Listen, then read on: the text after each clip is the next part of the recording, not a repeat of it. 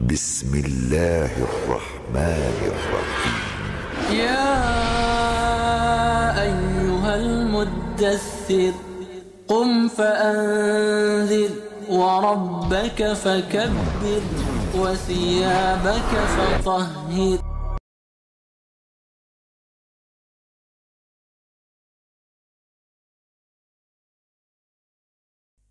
Assalamualaikum warahmatullahi wabarakatuh. Para pemirsa yang dirahmati Allah, kita ketemu kembali dalam kajian Rasionalitas Qur'ani bersama Bapak Haji Iswan Muhammad Isa, yang mana pada kajian kita kali ini kita akan membahas tema takwil asal muasal adanya alam semesta. Banyak tafsir, informasi atau hikayat tentang bagaimana asal muasal alam semesta ini, dan kadang ada ketidaksesuaian antara apa yang kita pahami dari tafsir, informasi atau hikayat terhadap berbagai temuan sains. Bagaimana takwil asal muasal dari alam semesta berdasarkan rasionalitas Qur'ani, Pak Iswan? Terima kasih, Ajun. Assalamualaikum warahmatullahi wabarakatuh. Para pemirsa sekalian, semoga kita dirahmati oleh Allah SWT. Banyak hal yang sudah kita bahas tentang berbagai tema yang mungkin hari ini kita sudah kemarin sudah 137 Pak Jul ya. Nah, dari berbagai tema itu mungkin masih pada satu pemahaman konsep-konsep yang terpisah yang kita angkat dari berbagai kata istilah gitu. Nah, mungkin dalam kesempatan ini, di tema-tema ini yang kita akan bahas, kita coba merunut semampu kita lah tentang bagaimana sejak awal, sehingga kita punya pemahaman, punya pengetahuan sejak awal bagaimana proses secara urut. Selama ini kan kita enggak paham nih, artinya enggak paham gimana secara awalnya urutnya gitu. Nah, ini mungkin kita akan urut bagaimana dari istilahnya, kalau sederhananya kita mulai dari awal sampai kiamat gimana lah gitu. Nah, ini tentang penciptaan segala macam. Nah, ini kita urut. Nah, oleh sebab itu sekarang kita bahas, mungkin kita akan melakukan takwil terhadap asal muasal adanya alam semesta gitu. Nah, tapi yang pertama mungkin saya ingatkan kembali bahwa diskusi ini kita berlandaskan seperti pada tema-tema itu, berlandaskan filosofis tentang kriteria kebenaran, tentang tindakan pijakan-pijakan teknis, tentang landasan-landasan ataupun tindakan praktis secara Quran, serta berlandaskan prinsip-prinsip takwil yang pernah kita bahas sebagai ruang rujuk.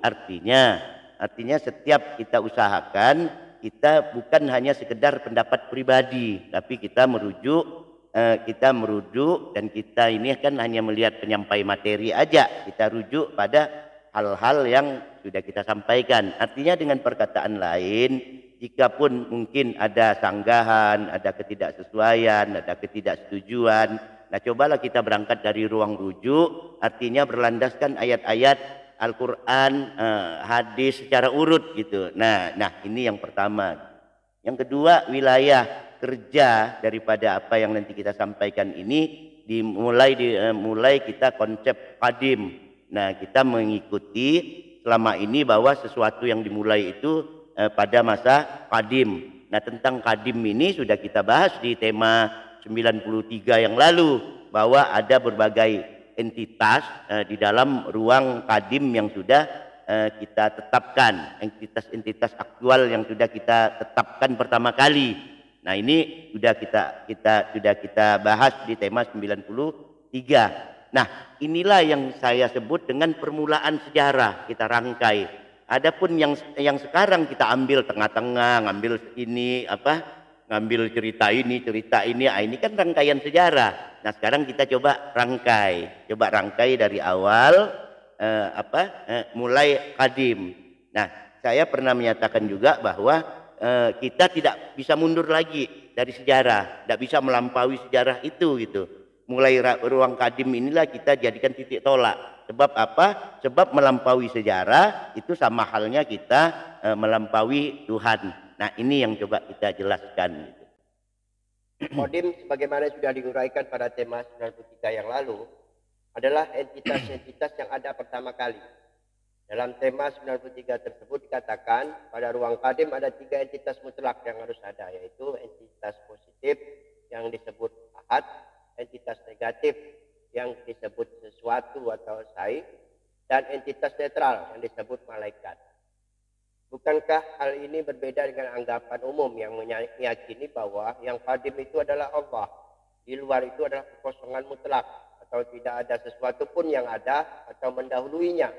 Apa dasar anggapan yang qadim terdiri dari 3 entitas tadi? Nah, itu memang kita dari kecil kan kita selalu diajar tuh ya, diajar bahwa apa awalnya itu selain Allah tidak ada apa-apa. Allah lah yang menjadikan, menciptakan alam ini dengan kun fayakunnya, dengan ini. Nah, sekarang coba kita lihat apa-apa yang sudah pernah kita jelaskan kemarin gitu, alasan-alasannya gitu. Nah, pertama, anggapan bahwa ada penciptaan dari kekosongan mutlak, dari ketiadaan tiba-tiba menjadi ada. Nah, ini dalam ini kan tidak rasional ini. Artinya tidak ada kok tiba-tiba menjadi ada gitu. Nah, di dalam bahasa Arab juga kita sudah bahas kalau tidak ada tiba-tiba menjadi ada itu kun fakana. Allah tidak pernah mengenal kata-kata kun fakana, tapi kun fayakun gitu. Nah, ini yang pertama alasannya. Yang kedua, keyakinan dari tidak ada kekosongan mutlak menjadi ada ini sebenarnya dia bukan muncul dari pemikiran awal Islam gitu. Jauh sebelum Islam datang, ini sudah ada konsep bahwa dunia ini sebenarnya diciptakan katanya dari ketiadaan mutlak, dari kekosongan mutlak. Nah, itu disebut dengan ratio ex nihilo. Nah, ini dicetuskan oleh kita kenal ya, ada yang namanya Santo Agustinus. Nah, inilah yang mencetuskan bahwa ketiadaan bahwa penciptaan alam semesta ini dari kekosongan mutlak. Kenapa ada pemikiran seperti ini? Karena ada pertanyaan-pertanyaan pada waktu itu gitu. Karena keyakinan bahwa pada waktu itu keyakinan gereja bahwa alam ini sebenarnya Tuhanlah yang menciptakannya. Jadi banyak pertanyaan pada waktu itu, dari apa nih materi penciptaan alam. Nah, Agustinus ini mencoba mengajukan suatu pemikiran teologinya. Nah, dari situlah dia menyimpulkan bahwa alam ini sebenarnya dari ketiadaan mutlak, tidak ada apa-apa, tiba-tiba diciptakan Allah menjadi ada. Nah, ajaran ini disebut ratio ex nihilo. Nah, ini dicetuskan pada abad keempat, sekitar abad keempat, kelima atau keempat Masehi. Artinya sebelum datangnya Islam, sebelum muncul lahirnya Rasulullah kan berarti lahir abad ke-6 Masehi ya, tahun 600-an. Nah, ini sebelum muncul itu sudah ada anggapan yang namanya penciptaan dari nol menjadi ada. Nah, ini yang kedua. Nah, yang ketiga penciptaan ini selama ini kan kita menggunakan bahasa Indonesia. Kita kenal dengan bahasa Arabnya khalaqa, ja'ala biasanya juga kan, dibuat menjadi ada gitu. Nah, padahal kata Arab di dalam bahasa Arab ini khalaqa ini bukan penciptaan dari ketiadaan menjadi ada. Nah, kata khalaqa ini kan bermakna melakukan konstruksi, menentukan pola atau melakukan menentukan rancangan terhadap adanya entitas, adanya sesuatu. Nah, ini yang ditentukan, ini yang dikatakan khalaqa gitu. Artinya khalaqa ini bukan penciptaan dari ada tidak ada menjadi ada, tapi proses dari sesuatu yang sudah ada gitu. Nah, khalaqas samawati wal ardh, khalaqal insan. Ini kan sebelumnya kan segalanya sesuatu sudah ada itu. Nah, ini yang ketiga gitu. Yang keempat, Allah memberikan informasi bahwa sesuai dengan surah Al-Insan ayat 1 kemarin kita sudah membahas juga, Allah menginformasikan bahwa manusia datang, momen manusia hinun, momen manusia kita ada ini, kata Allah, al-hataka alal insan hinun, ini minad dahri, artinya entitas momen adanya manusia ini itu sebenarnya, kata Allah, minad dahri, dari proses yang lalu yang tidak ada batas waktunya, di mana cahaya pada waktu itu sudah ada, cuma belum diberi nama sesuatu, katanya. Nah, ini lam yakun maskura. Nah, ini dari alasan yang keempat gitu. Nah, alasan yang kelima, sesuai dengan hukum fisika, materi ini kan tidak diciptakan. Nah, tidak diciptakan artinya materi ini selalu berubah dari bentuk satu ke bentuk yang lain, tapi dia tidak diciptakan dan tidak pernah hilang. Jadi dia berubah dari suatu keadaan pada suatu keadaan yang lain. Nah, keenam, banyak kita keyakinan bahwa sesuatu diciptakan dari adanya cahaya. Ada cahaya Allah, misalnya Nur Muhammad. Nah, ini cahaya ini kan bukan materi. Cahaya ini adalah energi yang dikeluarkan oleh materi gitu. Nah, ini yang namanya cahaya. Misalnya sinar matahari, dia dari materi matahari. Bulan bercahaya, dia mendapat yang bercahaya itu materinya ketika mendapat sinar. Jadi cahaya atau sinar itu dia tidak memunculkan materi, tapi materilah yang memunculkan adanya cahaya. Nah, ini yang menjadi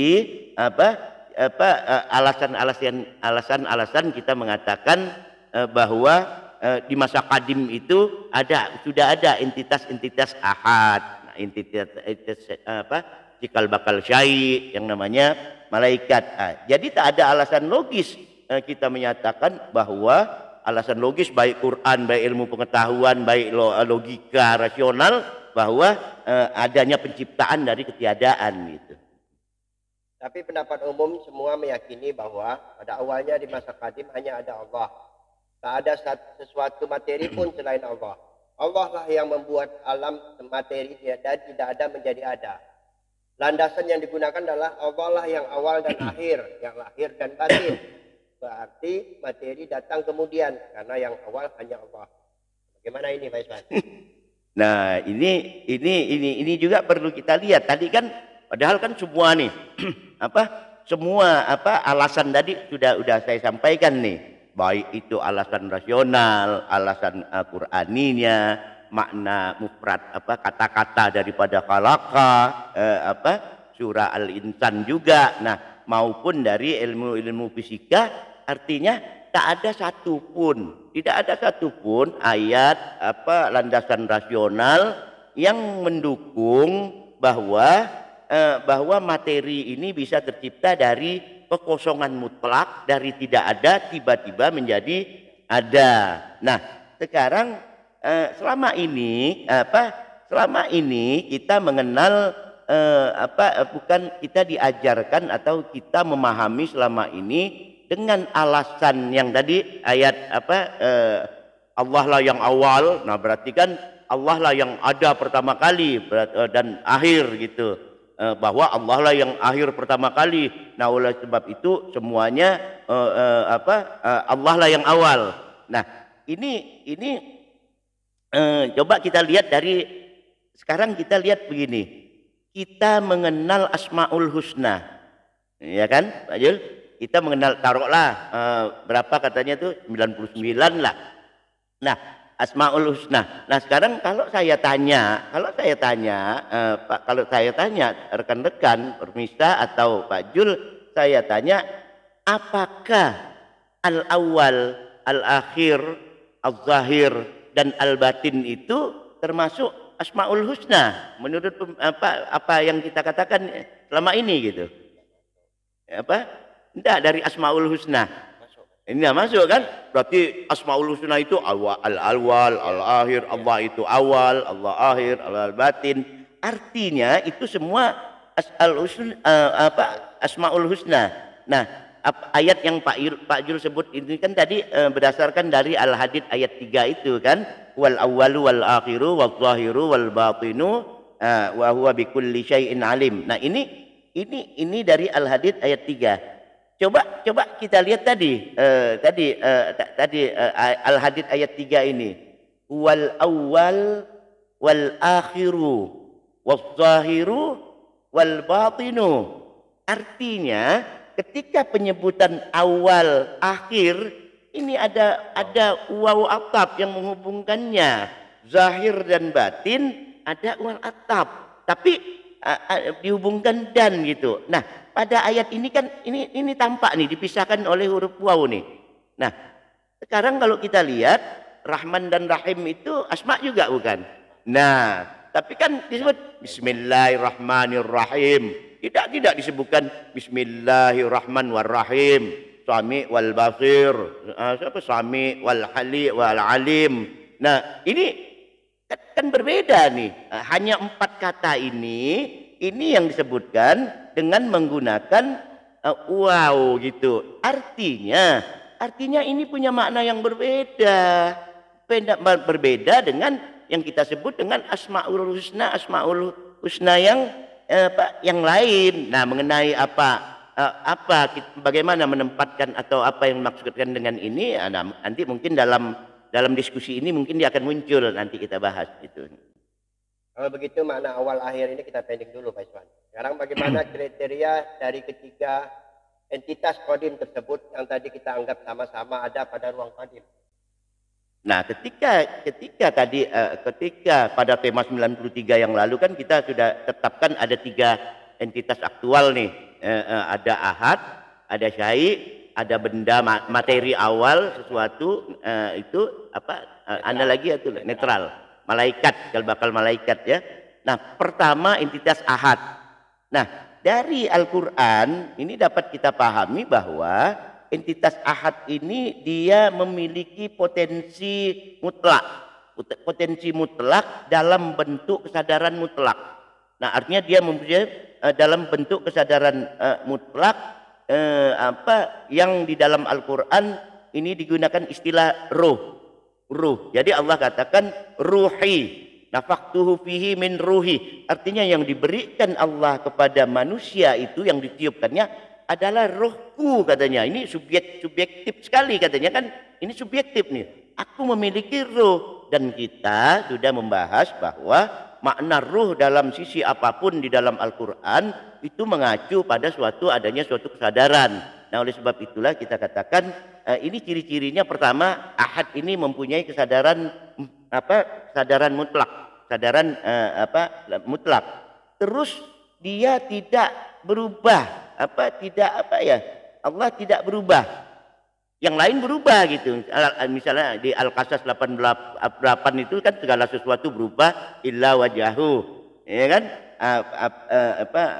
Segala sesuatu kullu syai'in halik illa wajahu. Allah bersifat baqa. Jadi ini tidak berubah. Yang ketiga, yang lainnya, ahad ini dia tidak sama dengan entitas lainnya. Dia tidak sama dengan sesuatu. Dia tidak bisa disifatkan gitu. Nah, jadi ini kita dapat dilihat di surah Al-An'am ayat 100. Nah, itu subhanahu wa ta'ala amma yasifun. Ini Allah maha suci dan maha tinggi. Jadi dia tidak bisa kamu sifat-sifatkan gitu. Nah, sifat yang lain pengetahuan Allah ini meliputi segala sesuatu. Nah, ini tadi seperti salah satu ayatnya di Al-Hadid ayat 3. Ini kan Allah katakan wa huwa bikulli syai'in alim. Nah, kalau yang dia serba meliputi itu kan wa huwa bikulli syai'in muhit. Jadi Allah meliputi, Allah mengetahui segala sesuatu itu gitu. Nah, terus Allah memiliki Asmaul Husna. Walillahil Asmaul Husna. Jadi Allah juga memiliki Asmaul Husna. Nah, itu yang pertama, entitas ahad. Nah, entitas yang kedua adalah entitas aktual yang kedua ini syai' cikal bakal sesuatu tadi, materi. Nah, materi ini yang sudah ada juga, ini di ruang kadim ini dia memiliki sifat-sifat, dia mempunyai potensi otonom juga. Seperti Allah punya otonom, tapi potensi otonomnya ini tidak bersifat mutlak. Dia bersifat relatif, nisbi. Kenapa? Karena dia diliputi oleh ahad tadi gitu. Itu yang sifat-sifatnya yang sudah ada gitu. Terus sifat-sifat relatifnya ini di dalam bentuk apa? Dalam bentuk hasrat, gharizah, hasrat, al-hawa, istilah kita ya, insting ya. Nah, ini bentuk daripada materi. Sifatnya selalu berubah seperti yang tadi kita katakan di Al-Qasas 88, kullu syai'in halik.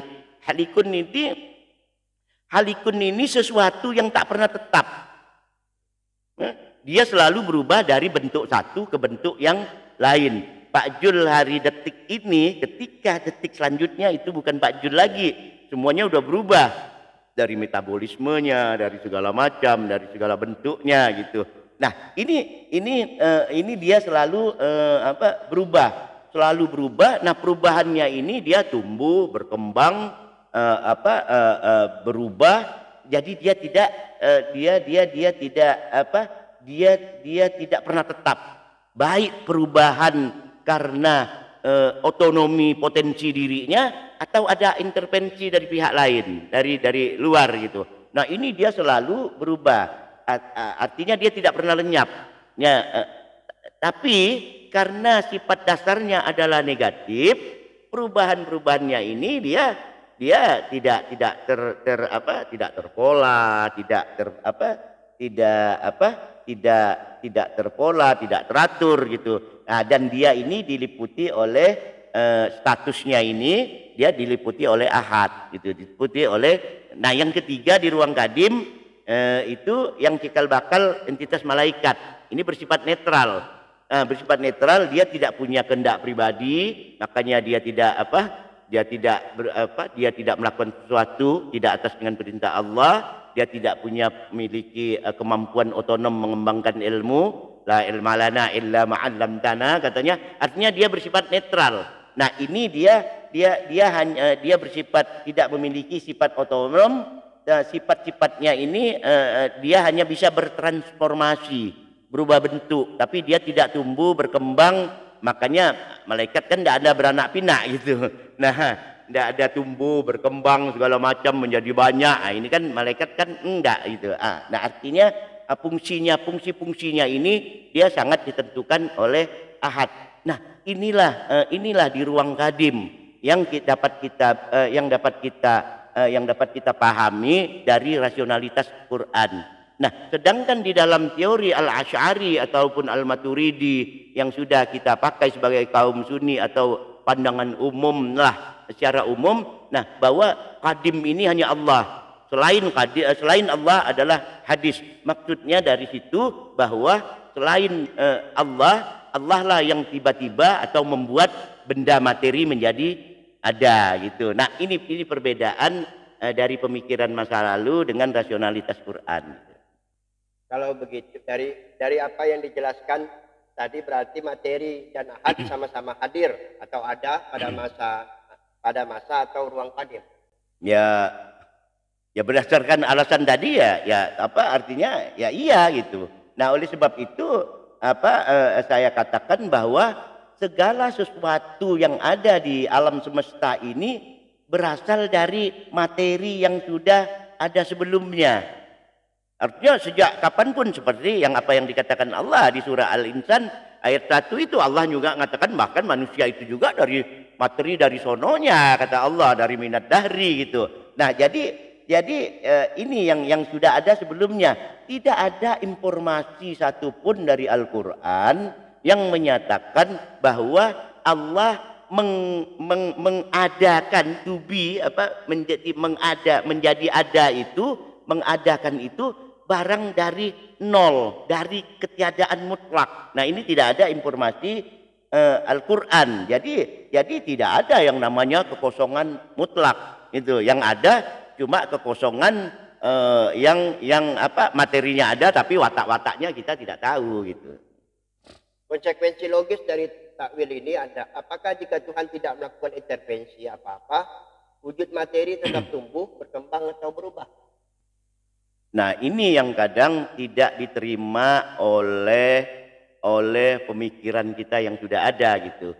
Dari awal yang sudah kita jelaskan bagaimana sifat kriteria ahad, bagaimana kriteria otonom cair benda tadi, berarti konsekuensi logisnya ya artinya Allah tidak mengintervensi sesuatu itu sesuai dengan sifat-sifat dasarnya.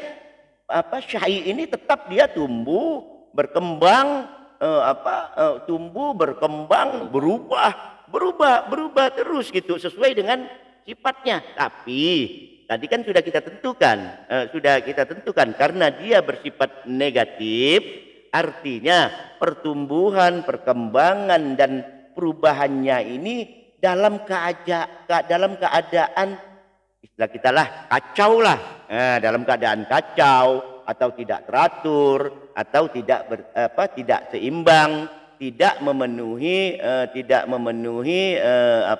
hukum-hukum rasional, logis, artinya ini adanya ketidakseimbangan gitu. Nah, hal yang paling penting dari bahasan ini tadi kan kita karena kriteria Allah tadi perhatikan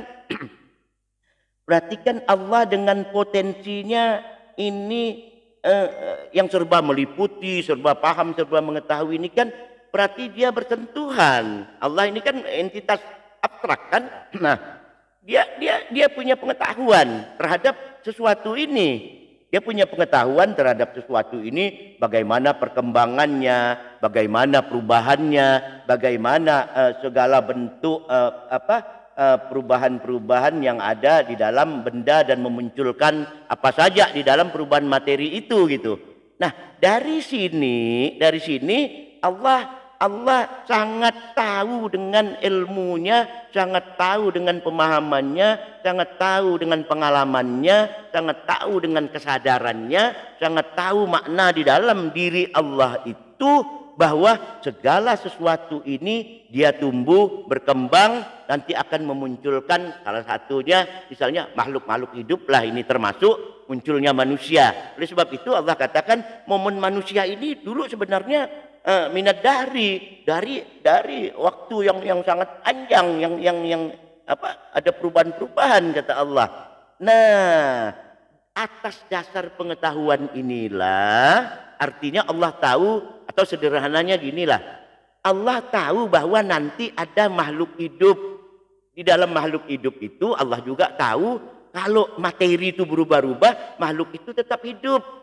Misalnya dulu kita kasih contoh, Allah tahu ulat nih, Allah tahu ulat gitu, bahwa ulat ini mati, dia nanti muncul lagi jadi kupu-kupu.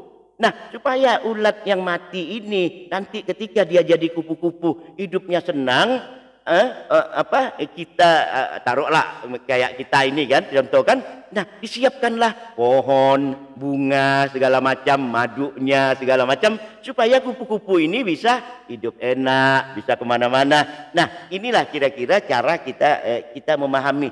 Jadi atas dasar inilah Allah dengan sifat Rahman dan sifat Rahimnya ini kan, nah ini dia mengadakanlah katakanlah dia mempersiapkan sesuatu yang tadi kacau balau ini pengen dipersiapkan Allah persiapkan untuk kepentingan manusia. Nah, ini atas dasar inilah Allah melakukan yang namanya islah. Islah itu artinya perbuatan, islah itu adalah tindakan terhadap sesuatu, terhadap sistem yang tadinya tidak atau belum teratur atau tidak teratur dibuat menjadi teratur. Nah, ini namanya islah. Ya, sekarang sering kita dengar lah, partai kan berantem terus tuh, pecah-pecah, islah, partai mengadakan islah gitu. Nah, ini Allah mengadakan islah terhadap materi-materi yang ada ini. Apa bentuk islah dilakukan Allah? Nah, bentuk islah ini kan tindakan nih kan, islah kan tindakan. Nah, pertama kalau kita lihat, pertama kali Allah menetapkan, tadi kan kita katakan hukum-hukum benda tadi kan tidak teratur. Allah membuat keteraturan dulu dalam secara objektif gitu. Nah, jadi Allah menetapkan hukum-hukum objektif terhadap materi ini. Nah, Allah menetapkan hukum-hukum objektif yang tadinya dia tumbuh, berkembang, berubah, ini secara tidak teratur, dia menjadi teratur. Nah, penetapan awal daripada inilah tadi terhadap materi inilah yang dikenal dengan konsep qada. Nah, konsep qada. Jadi Allah tetapkan qada gitu. Makanya Allah di dalam Al-Qur'an kita sudah bahas di dalam tema tentang qada kan. Nah, proses daripada penetapan qada ini melalui pola-pola, rancangan-rancangan, mengkonstruksi. Nah, daripada materi itu. Nah, mempola merancang inilah yang kita kenal dengan kata khalaqa gitu. Jadi kata khalaqa gitu. Nah, tadi kita sudah bahas di Al-Hadid ayat 3 tadi, wal awwalu wal akhiru wal zahiru wal batinu wa huwa bikulli syai'in alim ini. Nah, ayat ini sebenarnya menjelaskan bahwa Allah melakukan intervensi awal pertama kalilah Allah, tadi kan kita jelaskan Allah belum melakukan intervensi. Nah, Allah melakukan intervensi dengan mengqada. Nah, disinilah Allah melakukan intervensi. Nah, makanya disebut Allah lah yang awal sampai akhir, Allah lah yang melakukan itu. Yang dilakukan itu baik zahir maupun batin, Allah lah yang mengintervensi hingga akhir itu.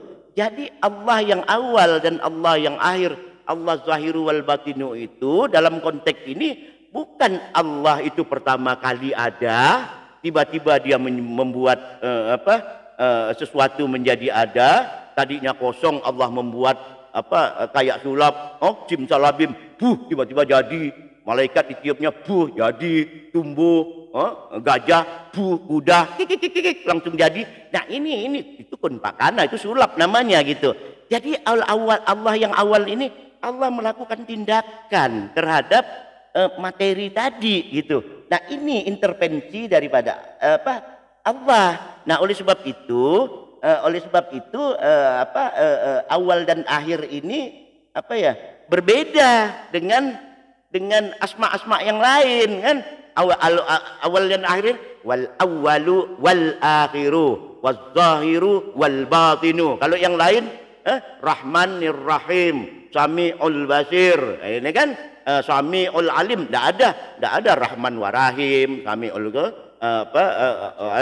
itu semuanya dia jadi satu kesatuan gitu. Nah, ini kalau kita lihat gitu. Nah, penegasan yang lebih jelas lagi kalau kita lihat di surah Al-Baqarah ayat 117. Badi'us samawati wal ard. Artinya Allah lah yang pertama kali. Badi'us samawati wal ard yang mengadakan konsep rancangan langit dan bumi ini dengan melakukan apa? Badi'us samawati wal ard wa iza qada amran fa innama yaqulu lahu kun fayakun.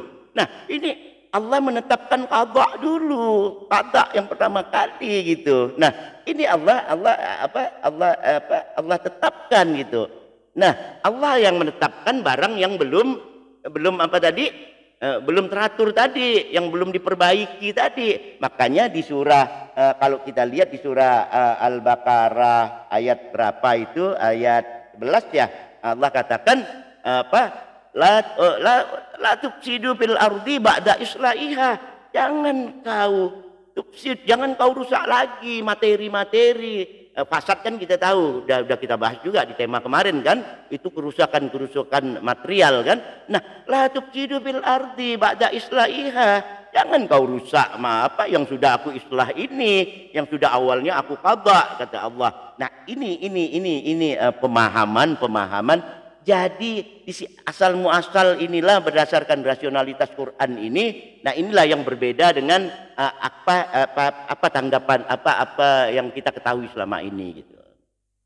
Apa hal yang penting dari apa yang dijelaskan pada tema ini? Nah, banyak hal dalam konteks pemikiran masa lalu gitu.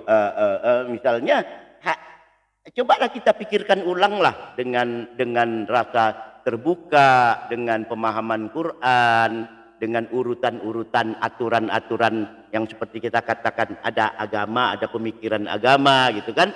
Nah, cobalah kita kembali kepada agama, kembali kepada teks. Jadi banyak hal yang perlu direinterpretasi ulang atau dipikirkan ulang, rethinking lah. Kita pikirkanlah, coba kita pikirkan ulang.